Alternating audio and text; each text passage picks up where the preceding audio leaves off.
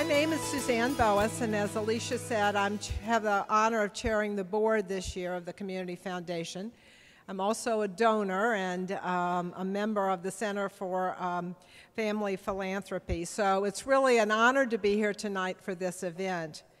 The Center for Family Philanthropy is one of the Community Foundation's special efforts, and it's an effort to work with donors who are really passionate about our community and to help connect them, their passion in the community, to the really important things that need to be done in our 23-county area. This center provides the highest level of services that we provide to donors, and we work with donors who want a deep, concentrated focus on engaging their families in philanthropy.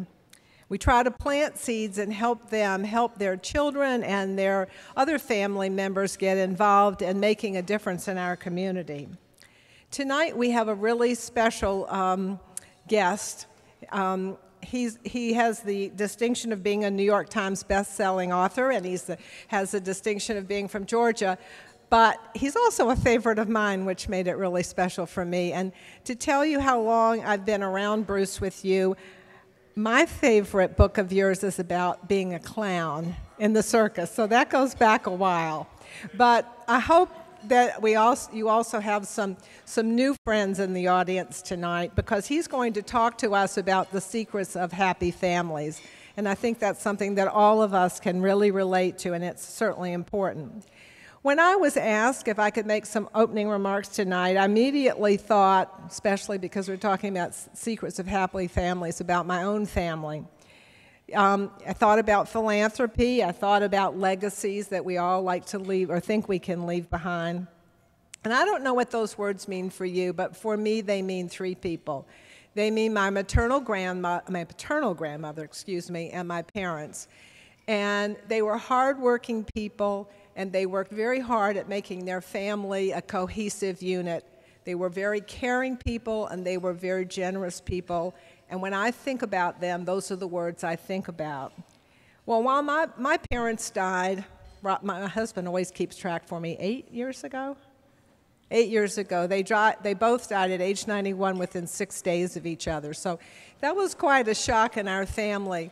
And my brothers and I were left assets by them, but the real legacy that they left us was their caring for other people and their kindness and their generosity. And I think that's really the thing that I have benefited the most by, and that I think about when I think about them.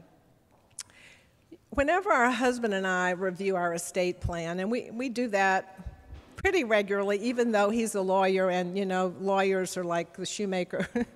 They're the last ones sometimes to think about their own estate plans. But the inevitable question that we always asked ourselves was, how much do we want or need to leave our children? And that was a really easy question for us when they were young, because, and I'm looking out at some of you who obviously have younger children, and what you want to do, everybody wants to do, is you want to make sure if both of you were to die before your children come to be adults, that you've provided adequately for them, that they can be educated and that they can be supported in the way that you would have wanted to support them if you weren't there for them.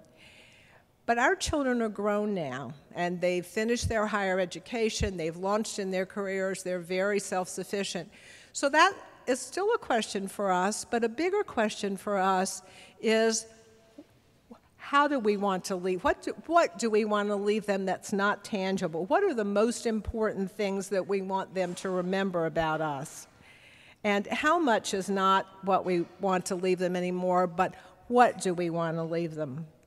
And one of the things that we both agree on that we want to leave for our children is that we want to do all that we can to continue to instill in them a passion for being generous and kind people, and people that are really helping to others and think about others, maybe not before they think about themselves, but certainly alongside of thinking about themselves.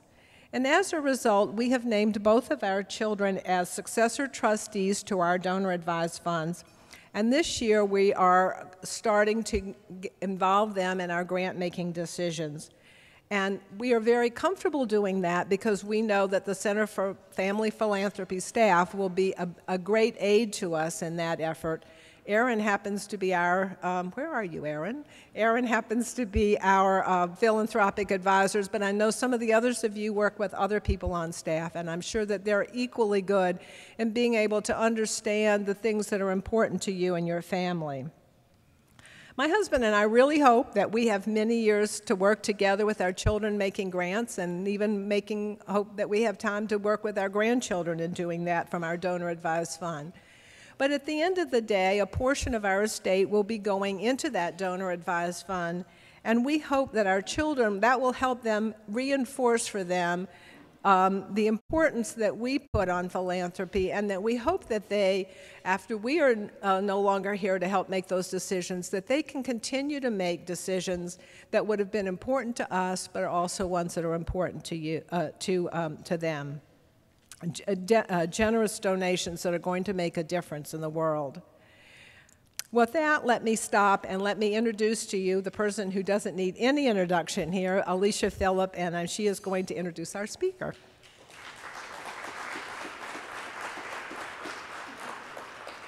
Thank you, Suzanne. It's so wonderful when there's a personal story that really can powerfully illustrate what family giving is and how that family philanthropy works. And there's so many of you, there's so many different stories in this room that I know about how that giving goes on. At the Community Foundation, we've been a trusted steward of philanthropy resources in the metropolitan Atlanta area for 63 years. And we're now at $929 million in assets, which is totally a record high for the Community Foundation. And it's really amazing the number of families and the number of individuals that we have the privilege of working with. Many of you are familiar with the fact that we have 4 major goals at the Community Foundation: engaging philanthropists, strengthening nonprofits, advancing public will, and practicing organizational excellence. And tonight, we're really about that, engaging philanthropists, and having you here so that you can learn some skills and things to be able to share with your family. 2013 was an amazing year for the Community Foundation. We received $198 million in new contributions to the foundation. It was a record year. But we also made $134 million in grants. That was to 5,800 grants to over 2,100 nonprofits. And 91% of that $134 million came from you, came from donors with donor-advised funds. Y'all are making an amazing difference in this community and across the country and across the world. We really care, the Community Foundation cares about the long-term health of the region, and that's why family philanthropy is so important, because each of us in our own way is building that next generation of people who are going to deeply care and understand this community, understand the needs, and understand the organizations that are making a difference. We're building a stronger community each time. All of us share this passion for family philanthropy in the room. And if you're like me, when I heard about Bruce's new book that promised to reveal the secret of happy families, I thought, I have to know those secrets. And at least one of them probably has something to do with being a giving family. As many of you know, Bruce is a native of Savannah, and his brother Andrew, where's Andrew? Andrew is here with him tonight. And his wonderful parents, Ed and Jane, still live in Savannah. I'm very fortunate in that I think Bruce and I have kind of decided we're like distant relatives, because my brother Will, Bruce was my brother Will's intern at PBS 30 years ago. And Will and Bruce have been friends still all these 30 years. Bruce was at my niece's wedding, and so there's lots of shared experiences here. So we're particularly grateful to sort of have a friend of the family here tonight. Bruce is a thinker, a writer, a speaker, and if you read Walking the Bible or Abraham, which I bet you did, right, Brian?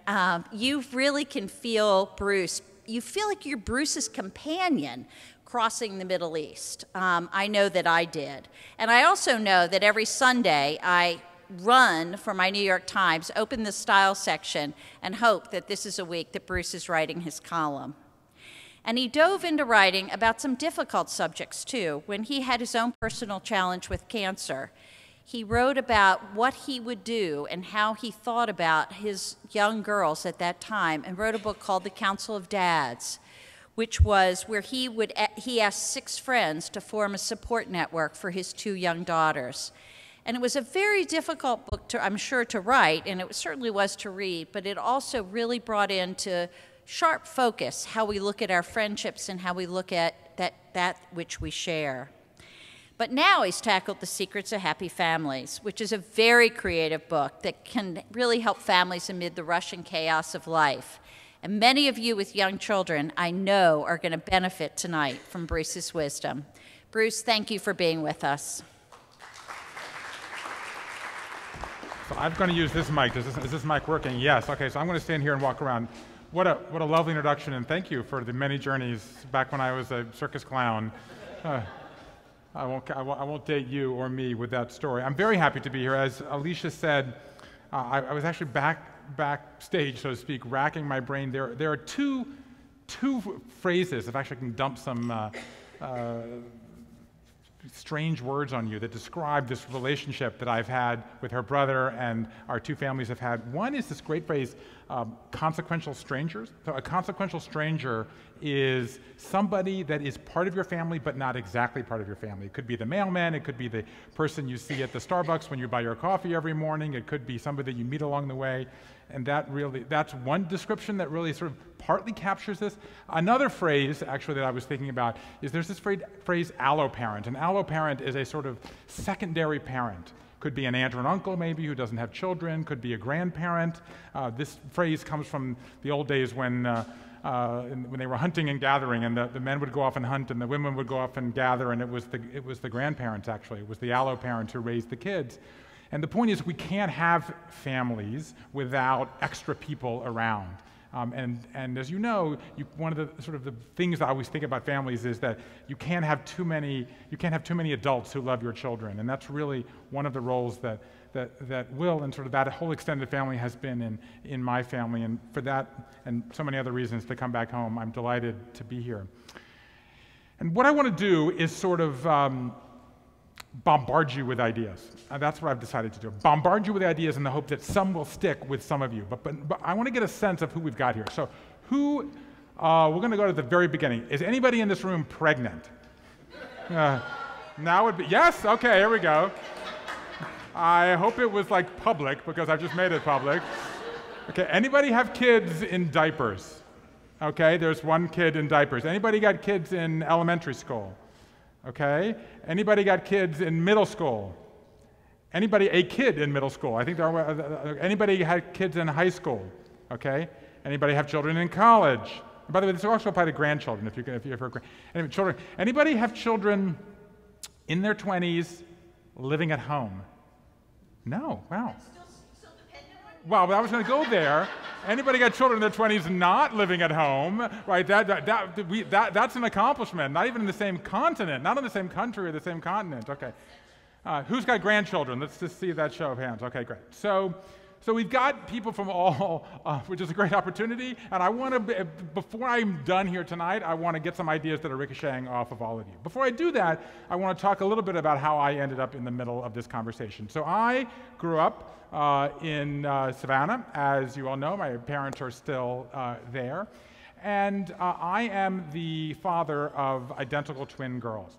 And a number of years ago, our girls got through, any parent of twins here? Our girls got through the years that not just parents of twins have, all parents have, which is when you're playing defense. When everything is just basically coming at you, right? You've got the sippy cups and the diaper caddies and the potty training and the napping, and you're constantly just responding to what's going on in front of you. And then when you get out of that phase, then you enter this period where you can begin to develop a family culture.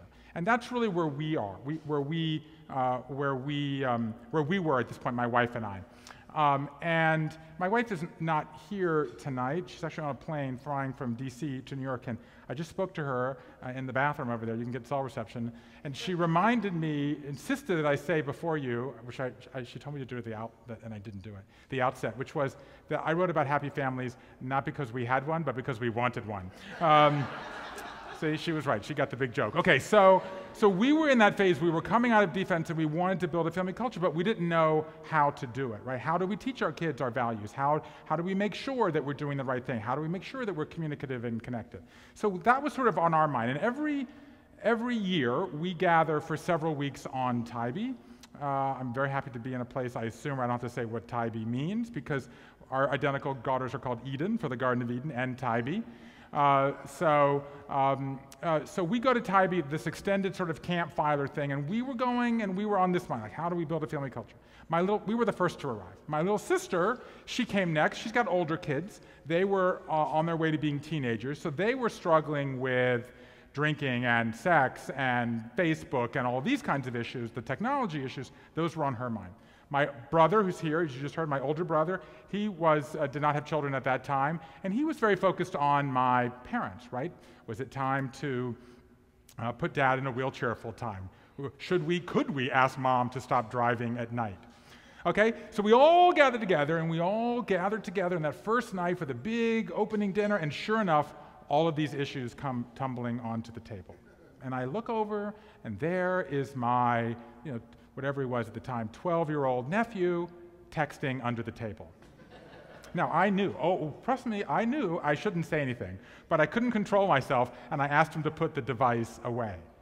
Kaboom! It was as if a mushroom cloud erupted, right? So my sister snaps at me not to parent her children. My mother points out that from her point of view, none of the grandchildren have any manners.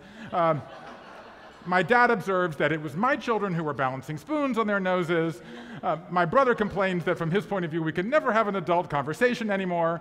At which point my wife gets up and goes to the kitchen to get ice cream, which is exactly what her mother would have done in that circumstance. And I say, but wait a minute, they haven't finished the vegetables, at which point everybody just gets up and sort of disperses to opposite corners of the house. And that night, my father calls me to his bedside, and there's this palpable quiver in his voice that I could not remember hearing before. Our family's falling apart, he says. Oh, no, we're not, I say. We're stronger than ever. But lying in bed that night, I began to wonder, was he right? And by the way, what is the secret sauce that holds families together anymore? What is it that makes some families effective, resilient, happy? I turned to my wife the next morning and I said, who do we turn to make sure our family works? It turns out to be an astonishingly good time to ask that question. The last few years have seen remarkable breakthroughs in all the things that families struggle with, dinner and discipline and difficult conversations. And the problem is that a lot of that knowledge is sort of ghettoized in sort of academic communities, and we don't have access to it. And beyond that, in every other realm of work, there's all these other ideas. So businesses have done great work in how to build teamwork. Right? Sports teams have worked on how to bounce back from difficulties. Okay? The Army has done wonderful work on how to build camaraderie. And again, those ideas are also off in their world. And I decided basically to spend a few years and to go around and try to collect these ideas in one place for busy families that are too busy to find it themselves. And in effect, I was trying to ask a simple question. What is it that happy families do right? And what can I learn from them to make my family happier? And when I set out, I made 3 promises to myself. Actually, I made 2 promises to myself and 1 to my wife. I fortunately kept the 1 to my wife, and I did not keep the 2 I made to myself. So the one I made to my wife, Linda, was that she said, I got it. I married you. I realized you had been a clown in the circus. I realized that you had walked the Bible, but don't bring me back theory. Bring me back things that actual families with problems are dealing with, and I'm going to try anything. I upheld that promise. I made 2 to myself. One I'll just mention in passing. I promised that I wasn't going to speak to any therapists. They've had their say, and it's not really helping. So I wanted some new ideas. I broke that once. I spoke to a Belgian sex therapist, which I won't get into tonight, but I was not unhappy that I did. Okay, so that was the first one. The second one that I that I broke was that I didn't want to cram everything I learned into one of those lists of 5 or 7 or the 10 things that you must do to have a happy family. Right? I don't know about you, but I can't stand those lists. I disagree with number 3, I forget number 5, and I think my kids will never go to college. But it turned out that certain patterns kept occurring over and over again. So what I ended up with was a sort of non-list list of the things that high-functioning families have in common. But what I did was I put hundreds of ideas in my book, because the idea is that what your family may need is different from what your family may need is different from what your family need. And that's really what I invite you to do here. I'm going to pour a bunch of ideas at you in very rapid order, and I bet if you pick 3, I'm almost prepared to guarantee if you pick 3 that you can have a happier family in a month. Okay? But what I want to do is organize it around these 3 big things that high-functioning families have in common. Thing number 1, high-functioning families adapt all the time. Now, I don't know about you, but I thought when I became a parent, here, no problem, okay? I'm going to set a few rules, and I'm going to stick to them, and everybody's going to know what's really important to me. Well, guess what?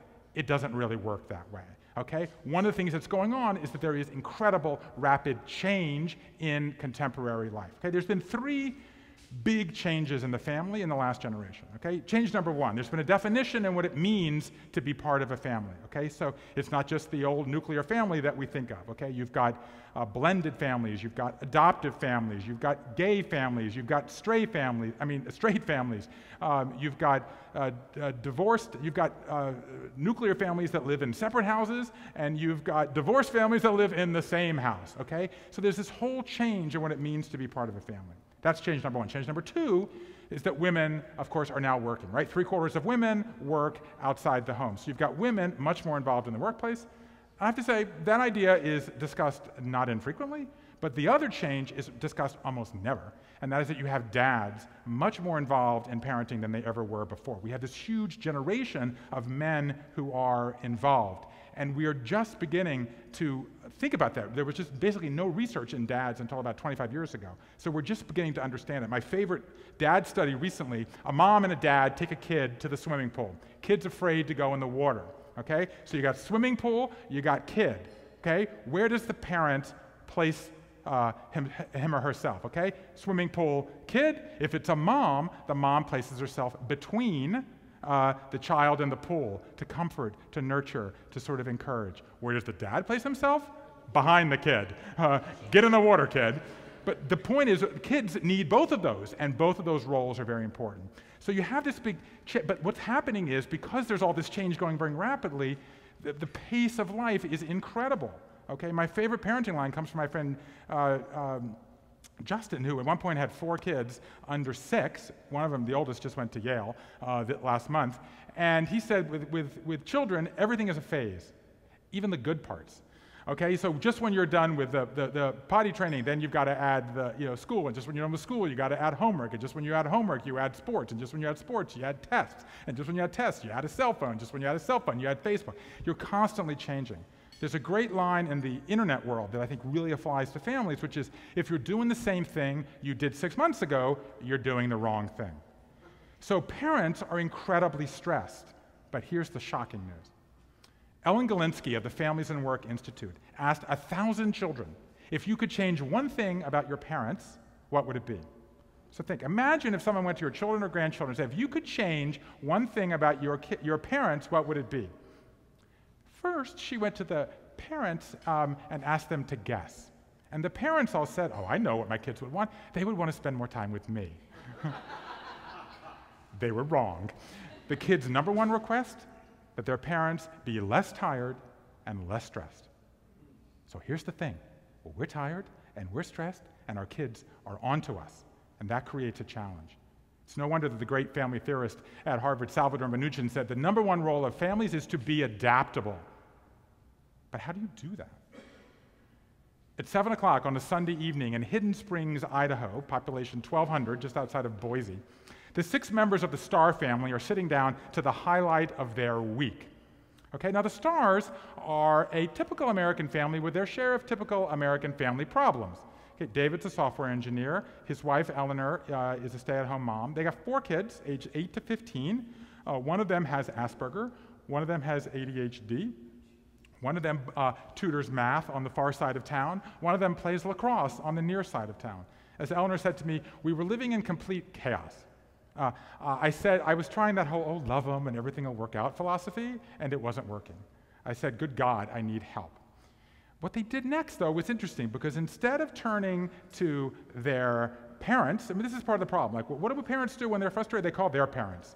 Well, you know, for those of you grandparents, I hate to tell you, your experience is perhaps so outdated to be a tad irrelevant, okay? Or they go on Facebook and they ask their friends who are just as clueless as they are, okay? What the stars did was turn to his workplace into this new idea called Agile, which was sweeping through businesses. Who's heard the term Agile here? I'm curious, anybody? There's a couple of people maybe in the software business. So Agile used to be that everything was top down in the world of computer, right? Somebody issues an order, go off and design me something, and it comes back a year and a half later, outdated, irrelevant, and over budget. But what was happening was they were trying to do things more in real time to deal with the pace of change, which is why a lot of people started taking these techniques and bringing it to families. Just one brief thing is one of the things that works in this sort of agile family idea I'm talking about, constantly adapting, is to make a morning checklist.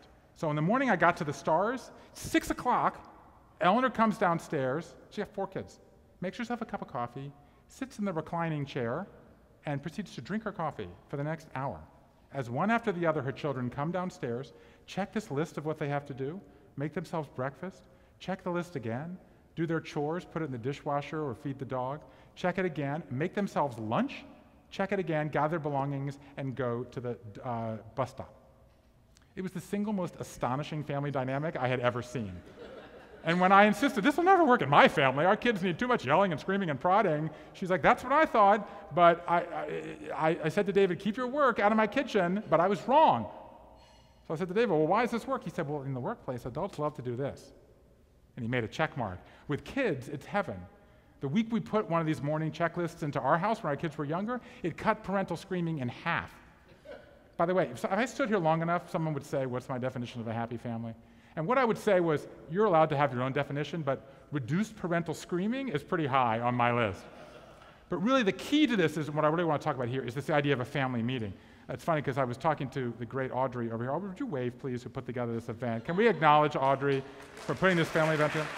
So she was talking that when some of you come into the foundation, you have the opportunity for a family meeting. So we do this in our family, and I've studied this family meeting system. It's fascinating. We do it in my family. We still do it. We've been doing it for 6 years now. Every Sunday, it takes about 20 minutes. We ask 3 questions that comes from this agile idea. 3 questions.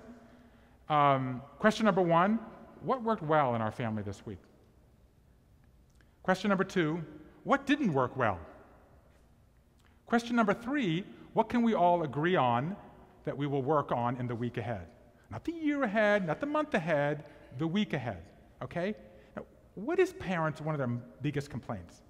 They have no idea what's going on in their kids' brains, right? How was school today? Fine. You know, what'd you do at Susie's house? You know, what are you doing this weekend? Nothing. I mean, this is the problem. You have no access to what your children are thinking. Like kids are like Bermuda triangles, right? I mean, I'm dating myself maybe, but ideas go in, ideas and words, and none ever comes out, right? So what this family meeting does is it puts everybody sitting around a table in an equal setting, and everybody gets to contribute, okay? What goes well, everyone talks about it. What doesn't go well, and then what we do, maybe this will work in Atlanta. It never works. We do this, what I call an Olympic-style voting system, where you keep voting and the lowest vote getter gets knocked off. It doesn't work even in Atlanta. That's how they picked the Olympics. That's how Atlanta got the Olympics.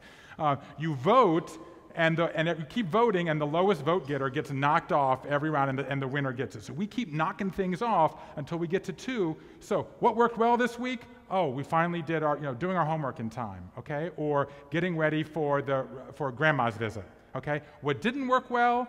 Greeting visitors at the door. Big problem in our house, okay? Or respecting your elders. I'm sure your kids and grandkids don't have that problem, but mine do, okay? So what are we going to work on? We putting things on, okay? And we come up, and then here's the key to the whole thing. You have the kids and the adults pick the rewards and punishments together, okay? One thing that's different about children now from when from people my generation was raised is we have access to what's going on in kids' brains. And we know that children who plan their own schedules, evaluate themselves, learn to take greater responsibility in deciding what they're going to do, it builds up the executive function in their brains, and it allows them to believe they could have greater influence over the world. It's deeply, deeply powerful. The point is, the old days where you could get your kids to 15 and say, go off and make decisions for yourselves, it doesn't work. You have to give your kids practice when the stakes are very low. Okay? So we do this all the time. This is what I want to do. Idea number one, adapt all the time. Because the point is, if you're constantly changing, you'll drive yourself crazy. Because people have said they had teenagers here. Okay? I tell you to have a family meeting, you're going to say to me, my teenager will never come to a family meeting. Okay? So here's what I'm going to say to you. Your kid, what's today? Today's a Thursday? Tonight, 11 o'clock, here's what's going to happen. Okay? You're going to be flossing your teeth, trying to balance the checkbook, get ready for your big presentation tomorrow, and check in with grandma to see how her visit with the eye doctor was. Okay? And talk to your partner about who's picking up the milk for the pancakes on Saturday. And at that exact moment, your 15, 16, 14-year-old is going to pop in and say, oh, by the way, I need to be at Susie's house until after my curfew on Friday, and can you give me $20? Why are they going to pick that moment? Well, the stuff is coming from your tooth and hitting the mirror. Why are they doing that? Because they know that you're so stressed that you're going to give in. They're going to specifically pick your most vulnerable moment to get what they want from you. And you are not going to want to deal with it because you got your presentation and you don't have the milk, and how was the eye doctor visit? At that moment, if you say, we didn't discuss this, it really wasn't on the schedule, why don't we do it at the family meeting on Saturday morning to plan the weekend? I guarantee you they're going to be the first one at the family meeting because they're taking advantage of your weakness to get what they want, and it's affecting the entire system of the family. Okay, so that's idea number one, adapt all the time. Idea number two, high-functioning families talk a lot, and not just difficult conversations. There's actually a bunch of chapters in my book about how to have difficult conversations, everything from sex to pulling the plug on grandma, difficult things that we all face. There are ways to do this. I want to talk about something different. And I almost I wish I had a pen with me, because when Suzanne was up here and when Alicia was up here, the words that they were saying, values, family, giving, community, these are values. You're trying to say this is part of our family. And that's what I want to talk to you today about, what it means to talk about being a part of your family. I'll give you some ideas. So, I talked to Jim Collins. Now, Jim was a mentor of my brother's. Jim, as you all know, is the author of Good to Great, the defining management book of this generation. And in his book, Good to Great, he says that well-organized human endeavors, okay, whether it's a company, whether it's a family, whether it's a nonprofit, whether it's a religion, whether it's a government, they have two things in common. They stimulate progress. They're changing. That's the adaptability that I was talking about before. And they preserve the core. So we talked a little bit about stimulating progress. What does it mean to preserve the core? And so Jim recommended that we consider doing what organizations do, and what I just heard Alicia read, this organization has done, which is to write a family mission statement. Now, when I first heard this idea, I thought it was a little cold, a little corporate, and a little corny. Well, I can handle corny. I used to be a circus clown.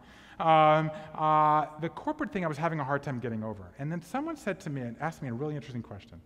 If I asked your kids what values are most important to you, their parents, could they tell me? If I went to your kids, to your grandkids, and said, what values are most important in your family, could they tell you? Or would they be guessing? Have you actually ever told them? So Jim coached us to this process of creating a family mission statement. If my wife were here, as opposed to on this plane, she would say, of the scores of things that we have tried in the last 5 years, this was one of the 3 most valuable that we did. So we went through this process. Okay, so first of all, we decided to have the family equivalent of a corporate retreat. We had a pajama party. So we all got in pajamas on Saturday night. We piled into mom and dad's bed. I had this little, actually, speaking of corny, these red and blue striped pajamas my kids had bought me, I'd never worn. I wanted to make it a memorable experience, okay? So I decided to make popcorn because I was horrified to discover that my 5-year-old kids at the time had thought popcorn came from a movie theater or a microwave. So I went to the store. I was shocked to discover they still make Jiffy Pop. So I bought one. I was checking out, and I thought, Jiffy Pop has a very high failure rate. So I went and bought 2. Sure enough, I burned the first one, filled the house with smoke. We were on our way to a memorable experience. We got the popcorn, we got in. I had my wife bring home a flip chart, which we put up on the wall. And we had the most amazing conversation. I had all this collection of values. Actually, I put it in my book. And we went one by one through the values. Again, I wish if I could grab your list here of the 4 things that you said were most important to the foundation here. And one of the things that Jim said to me is, you can't have 30 things on your family mission statement. So honesty, I'm like everybody, honesty is the best policy. Core value? No. Honesty, not on the list. We went through and we started throwing out phrases, and we ended up with a series of phrases. So our family mission ended up being, came out of a phrase I said when my kids were young. I said to them, may your first word be adventure. When they were just born, we had a party and I toasted them, because when you have twins, you can't have people to your house, because my wife did the double football. So she was basically topless for 3 months, and you just couldn't have people over. So we actually had a party where we got her dressed up, and everyone, come see the twins and then, go home. Either that or change a diaper, but they went home. I said, may your first word be adventure and your last word be love. So this is our mission statement, and then we have this list of values. My wife likes to say, I don't like dilemmas, I like solutions. Okay, so that's one of ours. We like to travel, so one of ours is be a traveler, not a tourist. And so we ended up we asked a series of questions. What do you like about our family? When you were not with our family, what do you miss? When people come to our house, what are you most proud to show or show off about our family? And we ended up with this list, and I have to say, we saw a benefit almost immediately. Within a couple of weeks, we got a call from the school that one of my kids had gotten into a spat with a classmate. Okay, so we had to go, march up to school, go to the principal's office, get our little talking to, and then go home. And one of the things I try to say to parents is, this is particularly a problem with dads, right? Dads want to be Mr. Problem Solver, Mr. Fix-It. It's like, you don't have to have a solution for everything. Well, my wife runs an organization. She supports entrepreneurs in 25 countries. She's publishing a book today. She's a commanding woman. She was completely clueless in this conversation, like how to have this conversation. So she was like, kind of stammering through this, trying to decide how to discipline. I'm sure my wife was never called to the principal's office. So the flip chart was still on the wall, and my wife said to my daughter, anything up there apply? And she looked down and she said, we bring people together? And then boom, we had a way into this conversation. One of the things that we learned from positive psychology, this first decade of positive psychology, is you cannot achieve something unless you articulate it. Okay? You have to define what the psychologists call your best possible self. If you want to run a marathon, you have to make a plan. If you want to open a bookstore, you got to make a plan. If you want to cook a souffle, you got to follow the recipe. You can't become your best possible self until you identify your best possible self.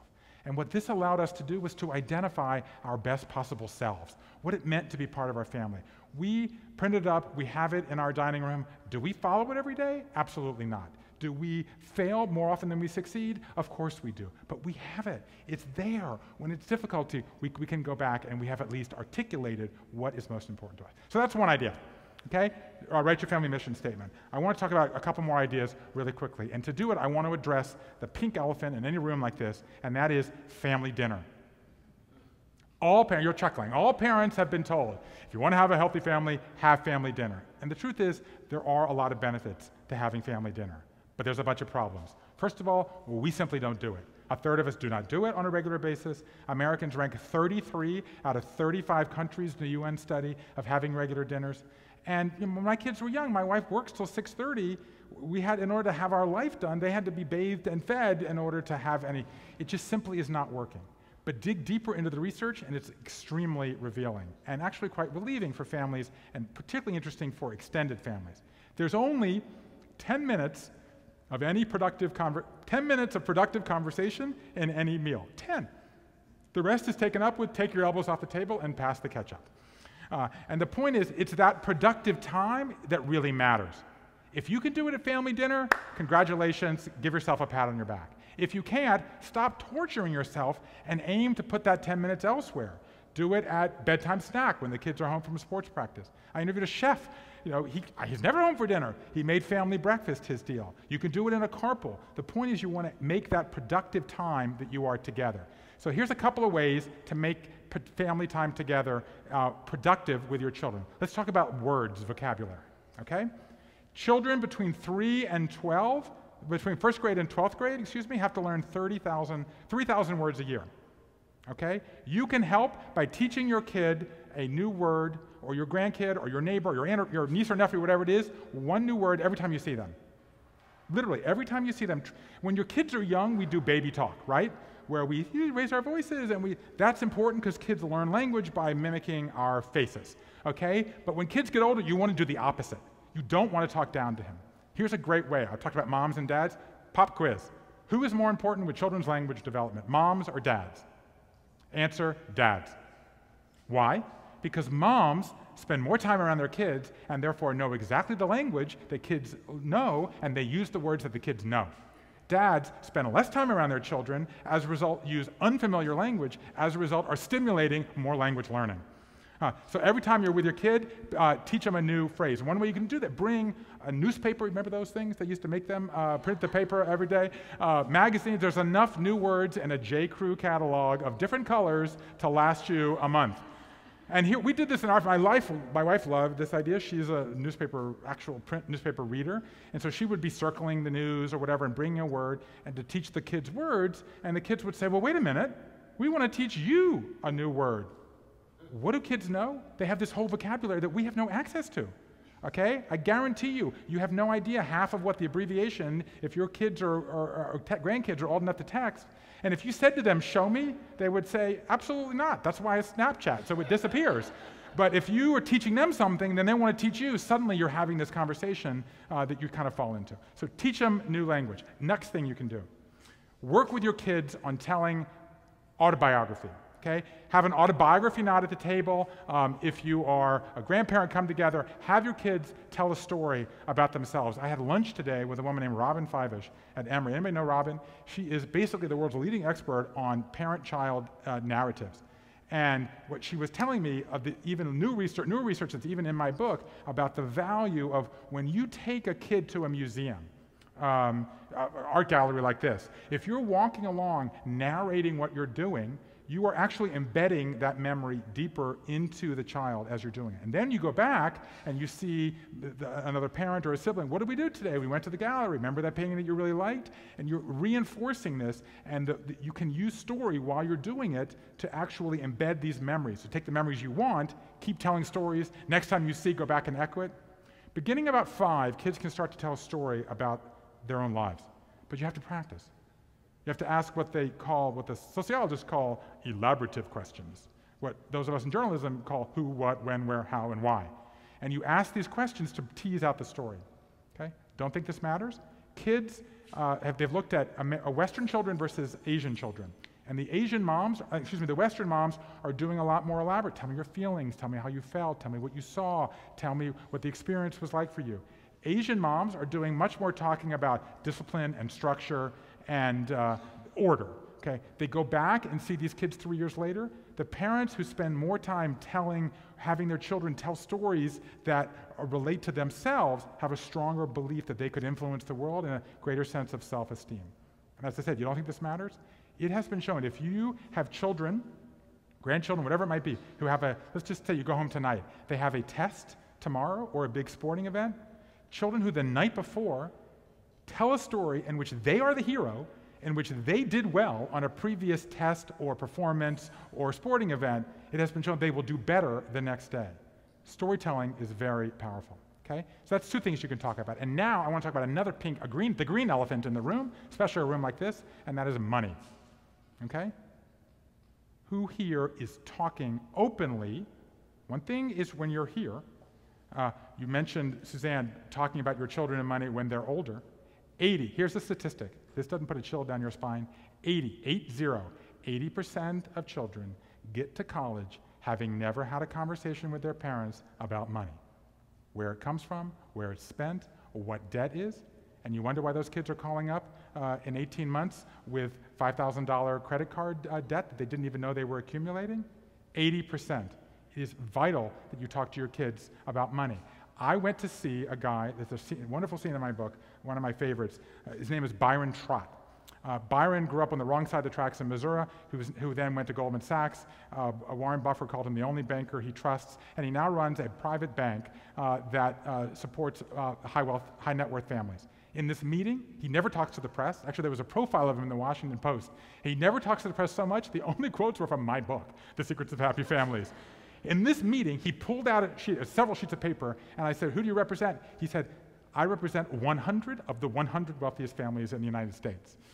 I said, "Can I see the list?" Put it away. Okay, so I went to see him, and I said, "Well, you represent the wealthiest families. You must know something that the rest of us can learn from." And he said, "In fact, the opposite. These people are not very good at it." And I said, "Well, give me some tips." And one thing he said was, this is going to echo, I think, in this room, show them the money. He said, "I told one of the wealthiest women in America recently, she had to talk to her children about how many resources they had. And the woman said, 'But wait a minute, I don't want to burden them.' And what Byron said was, burdening them with the truth is much less than burdening them with ignorance. You have to find a way to talk to them about it. And even more, you have to give them a way to make their own decisions." So our kids were quite young at the time, and we were struggling with the issue of money and chores. And about basically half families give money for chores and half don't. There's a woman named Kathleen Vose at Minnesota who's done a lot of talk about people who are around conversations about money. A lot have shown to be greedier, more selfish, and less serving of others. And I'm like, well, that's fine. So I want that separate. So in our family, we've decided we have chores, we have responsibilities. My kids don't like the term chore, so they called it awesome stuff. Fine. You put the toilet paper around the house, we'll call it awesome stuff. Everybody's happy. And we have an allowance. We give $1 for every year, and then we have them divided into pots, 4 pots: spend, save, give away, and share. Share being we have to make the decision together, so everyone practices that negotiation. And I was explaining this to Byron Trott, and I said, so we force them to put the money in equal pots of these 4 pots. And he said, well, I wouldn't do that. I would let them make their own decisions about what pot they want to put it in. And I went, well, the whole point is to teach the values. He's like, no, let them make the decisions. And I said, but what if they want to buy something? Or what if they haven't saved enough? Or what if they burn through all their money? What if they drive into a ditch? And his answer, top 3 favorite quote of mine I've heard in 5 years of writing about families, he said, it's much better to drive into a ditch with a $6 allowance than a $60,000 a year salary or a $6 million inheritance. And the point is, you want to let your kids, grandkids, make mistakes when they're young and the stakes are lower, as opposed to calling you at 24 when they've burned through their first salary and they can't pay their rent. So bring them into the conversation earlier. And the last thing I want to talk about in terms of family, talking about what it means to be part of the family, is in the 5 years of writing this column in the New York Times and in my book and in all the people I've met, the single most interesting idea that I encountered. I wrote about this in my New York Times column last year. It was the most emailed article in the New York Times for an entire month. Anyone know this, the app Pocket? Pocket is an app where you can save, I shouldn't say this because I still write journalism sometimes. It allows you, you can save it from a device, it'll move it to your own thing and strip away the ads and read it. It's very clean. It's a wonderful app called Pocket.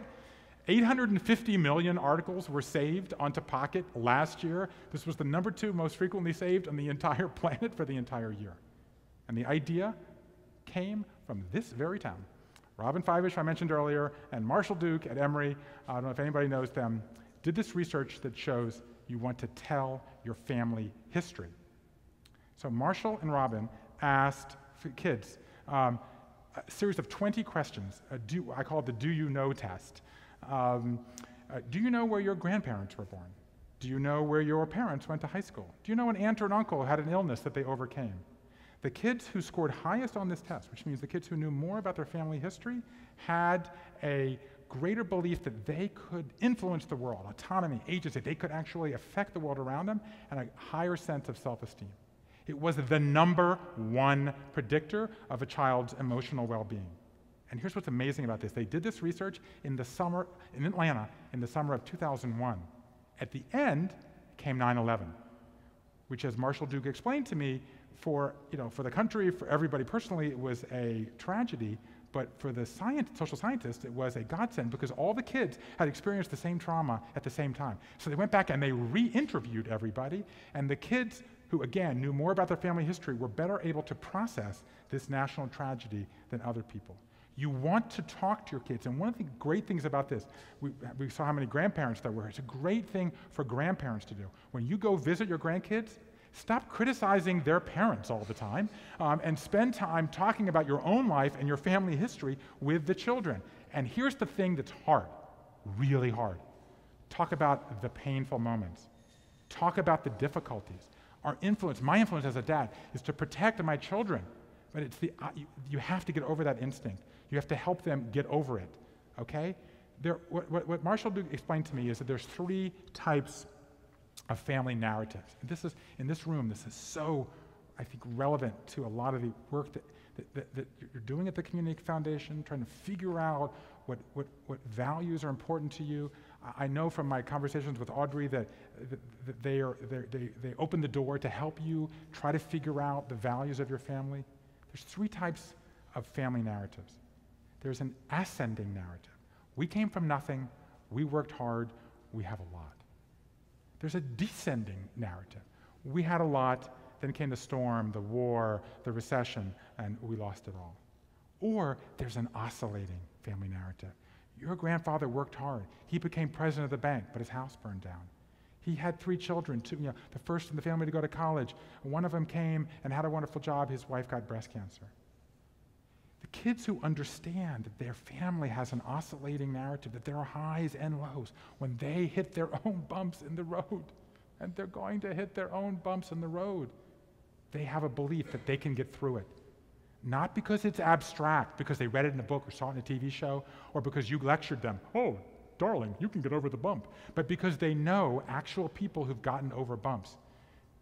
And one of the amazing things about this research is that Marshall Duke has 4 kids, and one of them is adopted. It even works with the adopted kids, because it has nothing to do with being passed, there's nothing genetic about it or in the bloodline. It's how you talk about being part of your family. And if you bring in the highs and lows, the ups and the downs, the great thing that you're doing by giving your money away, but some of the struggles that you had to earn that, you are serving your children really well. So, issue number 1, adapt all the time. Issue number 2, talk a lot. I want to throw the 3rd one out. I don't really want to talk about it because I want to get to questions here before we send you rushing off to solve all your family problems. But the 3rd one that high-functioning families have is it sounds the easiest, but it's the hardest to do. They go out and play. A generation of research shows all families have conflict. There are things we can do. You can see them in my book, the ways you can reduce the conflict. You want to spend less time worrying about what you do wrong and more time focusing on what you do right. And you want to make positive experiences. So whatever you do, you may like to hunt, you may like to fish, you may like to go to baseball games, you may like to bake, run, play board games, play card games, sit around and read, whatever it is. Find a family member, make some time, go out and make a memory so that when you are pushing to meet that curfew, get out the door, study for that test, get a better job, you're doing it from a position of strength, not from a position of weakness. I have to say, when it gets most chaotic in our home, and gosh knows it gets chaotic a lot, this is the thing. When I remember this, I actually feel the happiest. Let's go off and make some time and make a positive memory because it'll just rejigger the balance. I was a teenager when I first read Anna Karenina and read what is maybe the most famous opening line in world literature. All happy families are alike. Each unhappy family is unhappy in its own way. Now, my reaction when I first read that, and this is a technical term, was that is idiotic. At least the first half. Of course, all happy families are not alike. There are big ones, there are small ones, right? There's boisterous ones, there's quiet ones. I actually, in the process of doing this the last few years, have come to change my view. There are certain things that high-functioning families do in common. There is a body of knowledge out there. There is help. But part of the problem is we don't access it. We all know that we have to work at our jobs to get better. We know we have to work on our hobbies to get better, right? Our garden is not going to get greener and our tennis game is not going to get better unless we work at it. We know we have to work on our bodies. We've even internalized we have to work on our relationships. But we keep putting our families to the end of the line and saying, oh, that's just supposed to happen. But what I actually found is the opposite, is if you can make small steps, it can make a difference. When Leo Tolstoy was 5 years old, his brother, Nikolai, came to him and said he had inscribed the secret to universal happiness on a little green stick. which he had buried in a ravine in the family's estate in Russia. He said, if anybody ever found this stick, the whole world would be bathed in happiness. Leo Tolstoy, that has spent his whole life obsessed with his stick. That's why that sentence ended up in the beginning of Anna Karenina. He never found it. In fact, he asked to be buried in that ravine where he still lies today, covered in a layer of green grass. And that, to me, captures really the final lesson that I learned. You don't need grand gestures. Happiness is not something that we find. It's something that we make. Anybody who's looked at well-run organizations knows that excellence is not a matter of circumstance, it's a matter of choice. You don't need to change everything you're doing, grand gestures, rethink everything. You need to take small steps, accumulate small wins, and keep reaching for that green stick. What's the secret to a happy family? Try. Thank you very much. So you're watching the clock, so we have a few minutes for questions, or are we going to? Okay, fine. So let's take a few questions before you got to go home and I've got to go home. So who wants to get us started? And you have name tags on, so I may start calling you by name. So who would like to ask a question? Come on. Yes, ma'am.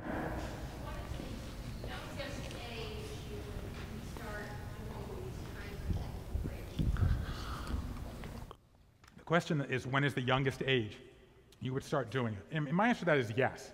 I mean, I think that with things like morning checklists, systems, I think you can start it very early. The stars I talked about earlier from Idaho, and I was just in Dallas at a church recently talking about this. People do it with really young kids. You may have a wide range, and so if you have an older kid, you want to start when the kid's younger. So what the stars did when they started this, because their older kids could read, the young ones couldn't, they were using pictures for their morning checklist. Certainly the idea of a family meeting, any age. The advantage of starting young is that they just know it's part of the family. So our kids just know this just happens. And by the way, another pro tip for family meetings is if you want to get your kids there and you're starting later, put the allowance at the end. They'll come to the family meeting. So it just is, our kids just know. We started when they were about 5. They just know it's part of it. The disadvantage is there's not that much that changes in the course of a week. The advantage of doing it with older kids is that the older they get, the more this idea of adaptability begins to apply, because they're moving at such rapid pace that there's change is more constant and they're more aware of it. So there are advantages and disadvantages to doing it earlier. But in the big issues, money, I'll even say sex. I mean, one of the shocking things for me was the American Pediatric Association says you should start talking to your children about sex as early as 18 months. Now, this is shocking. Now, and when I looked and I talked to people about this, I was completely guilty. I'm the dad of girls, okay? And I could not do it. I did not grow up in a family where this was talked about. I grew up in South Georgia, okay, in the 70s. This was not talked about openly. But I then saw this study that frightened me, which was a study of 5-year-old boys and girls. Boys and girls. And boys and girls know that boys have penises and girls have down there. We are simply not using language. And this is what when you're 18 months old, you're not going to talk about, all the aspects of sex, but you're going to start by using real words. It's incredibly difficult. I remember when I read this, and I was, wash your privates. I mean, this was all the language I was using, and I was, I had to use, so I talked to this, even listen to me talk, I get all nervous, right? So I was meeting this woman, and she was like, wall, a light, chair, nipple, and she was like making me do this in this session with her. And so then I go to the kids, and I was like, wash your, I mean, I literally, it was incredibly difficult. And I was saying to my wife, are you talking to them about, if you look at the number of girls who have periods and have never been told by their parents, it's shocking. So the point is, it's actually much easier with a lot of these topics to talk when they're young. It's actually much easier to talk to an 8-year-old about sex than to talk to a 12-and-a-half-year-old about sex, because an 8-year-old will be willing to listen to you if you're the parent or the grandparent. And by the way, one last thing about talking, a lot of these topics, if you have older kids or older grandkids, here's another pro tip. Do it when they're not looking at you. So that when you are, here's a frightening thing. I'm sure I'm blowing through the time here, but I want to say this briefly. I met a guy named Cliff Nass at Stanford, who's sadly no longer living. I wrote a story in my New York Times column, Alicia mentioned. I wrote about my wife doesn't drive, so I do all the driving, and nor does she navigate. She reads the paper. And she thinks of navigation as being like baseball. If she gets 3 out of turns right, it's a good day, right? But we go to Connecticut and we end up in New Jersey. So her dad gave us a GPS, and I fell in love with my GPS voice. And so I wrote this article about how I had fallen in love with my GPS voice, and it saved my marriage.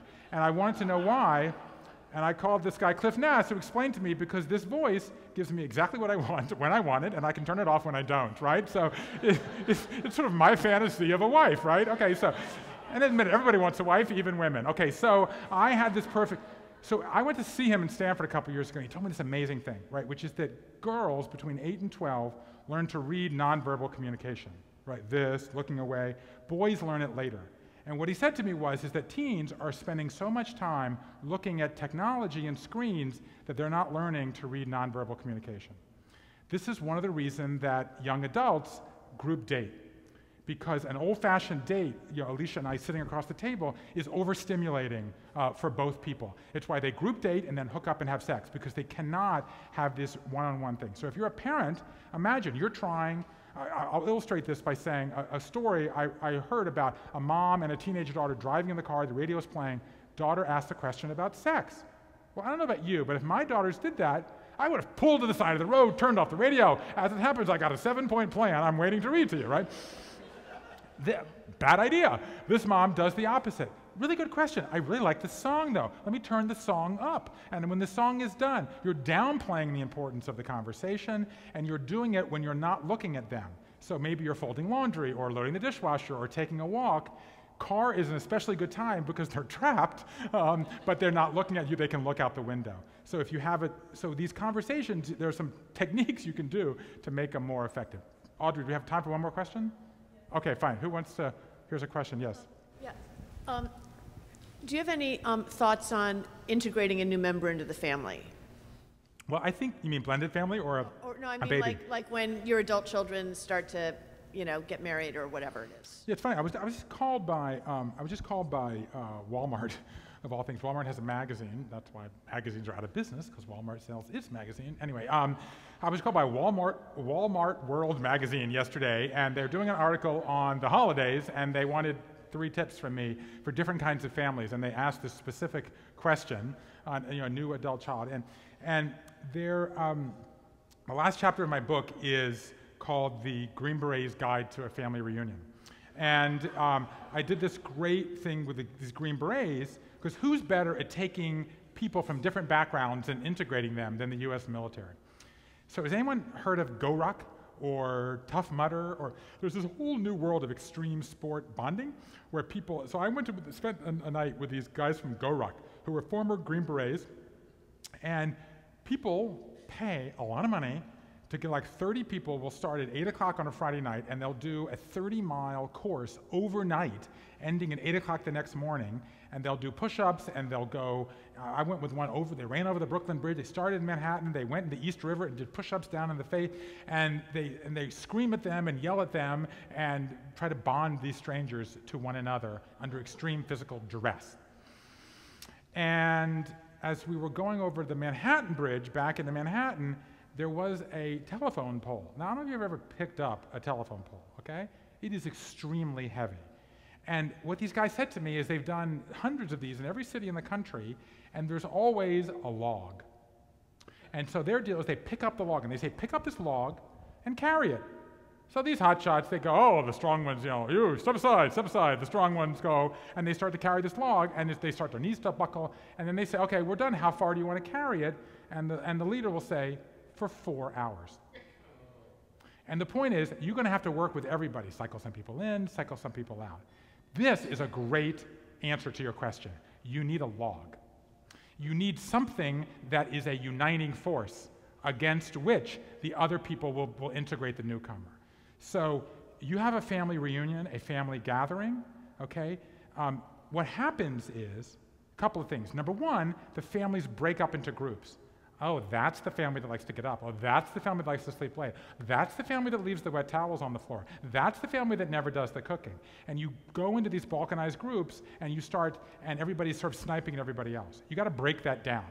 There are different ways you can do it. I'm in two families. My wife's family, we do this with sports. We have sort of we go to Cape Cod and we have the Cape Cod Challenge. In the afternoon of sports, you form everybody into a team. You have this team, there's different generations, okay? So something you have a grandparent, you have an aunt or an uncle who's not around, a certain set of cousins, and you force them into a unit. And by the way, and you say, in an hour, we're gonna go run a race or do relay races or play tennis or play volleyball or do kickball, whatever it might be, and get ready. Almost without even warning, they're gonna come up with a name, they're gonna come up with a cheer, they're gonna start trash talking against the other. So you can do it with sports, and our family, we do it with a play. We have a play when we get together, because it forces people from different generations. The point is you have to create a somewhat artificial dynamic that forces people into cooperation.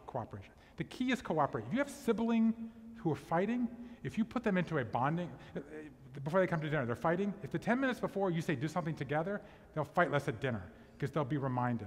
Okay, families fight because they take one another for granted. It's easier to fight with a family member because they're not going to go away than it's a colleague. You can't just brush it under the rug. When the family, you can just ignore it. You want to bring it out in the open. So create situations where they are forced to interact with other people.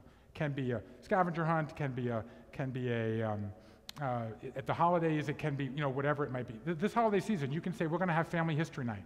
Have every family bring 4 pictures from their family, put them in a box, put the box in the middle of the table, have everybody pull it out and tell a story. And suddenly the newcomer is an equal. She's listening to the stories, she's having stories, or he's having stories. The point is create artificial circumstances that will force interaction. So I guess I will end by thanking Suzanne for going on so many journeys with me, and Alicia for what you built. But I think that what you're talking about in this organization, in this room, in this community, is the nexus of families and values and community, and bringing that to the surface. Why is it that you must talk about these things? Because if you think silence is ignoring problems, it is not. It is teaching that is the solution. The point is you want to bring these conversations out. You want to have them about what you stand for and also what you don't stand for. If you think by being silent, you're not passing on bad values, actually you're passing on that value, which is silence.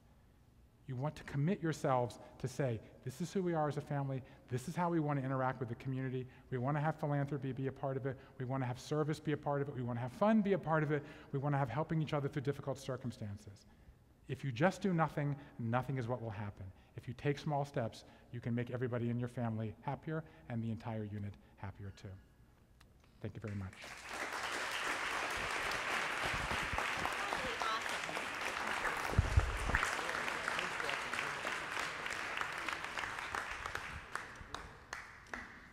I know you have to go shortly, Bruce, but could we just give him another round of applause?